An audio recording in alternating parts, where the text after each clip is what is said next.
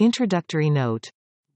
Robert Browning, 1812–1889, was an English poet and playwright whose dramatic monologues put him among the foremost Victorian poets. His poems are noted for irony, characterization, dark humor, social commentary, historical settings and challenging vocabulary and syntax.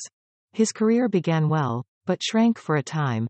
The long poems Pauline, 1833, and Paracelsus, 1835, were acclaimed, but in 1840 Sordello was seen as willfully obscure.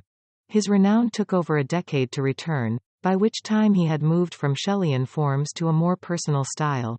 In 1846 Browning married the older poet Elizabeth Barrett and went to live in Italy. By her death in 1861 he had published the collection Men and Women, 1855, his Dramatis Personae, 1864, and book-length epic poem The Ring and the Book, 1868–1869, made him a leading British poet. He continued to write prolifically, but his reputation today rests mainly in his middle period. By his death in 1889, he was seen as a sage and philosopher-poet who had fed into Victorian social and political discourse. Societies for studying his work formed in his lifetime and survived in Britain and the United States into the 20th century.